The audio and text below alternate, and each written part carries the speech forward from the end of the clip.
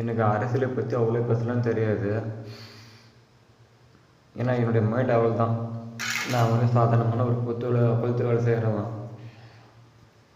என்னுடைய ஒரு நாள் வந்து ஒரு ஜாப் விட்டு நான் வந்து ஒரு ஓட்டை போட்டேன். அந்த ஓட்டோடைய மதிப்பு எனக்கு தெரியும்.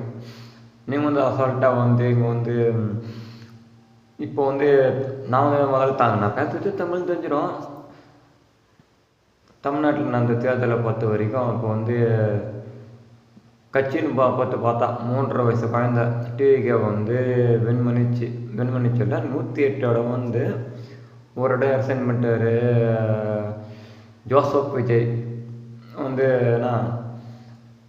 இப்போ வந்து என்ன போட்டின்னா இத்தினோண்டு ஒரு கட்சி கிடும் அப்படின்னு ஒருத்தர் நினைப்பாங்க. இத்தினோண்டு ஒரு ஆள் கூட நான் அந்த பையனை சொல்ல மாட்டேன். ஏன்னா என்னுடைய தலைவர் நான் நம்பி ஓட்டு போட்டேன் வந்து ஜெயிச்சிருக்கிறாரு.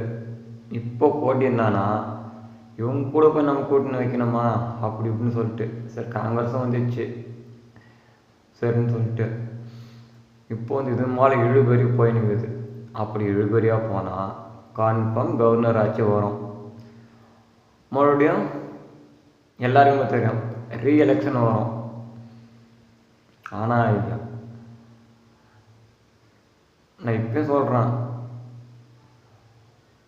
டிவிக்கு தோத்தா கூட டிவிக்கு அசிங்கம் கிடையாது. ஆனால் வந்து நம்ம மற்ற கட்சி நான் சொல்ல விரும்பலை.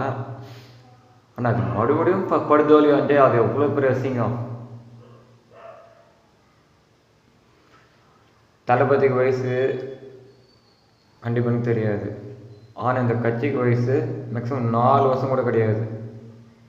மேக்ஸிமம் 4 வருஷம் கூட கிடையாது. ஆனால் மறுபடியும் வந்து ரீஎலெக்ஷன் வந்து வந்தால்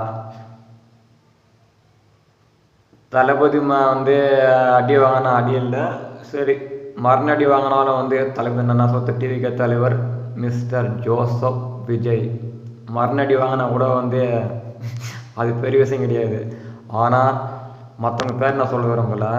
அவங்க இன்னும் வந்து இப்போ வாங்கினத கூட மிகப்பெரிய மரணடி வாங்கினா யாருக்கும் அசிங்கம். அதுதான் நான் சொல்ல வர்றது.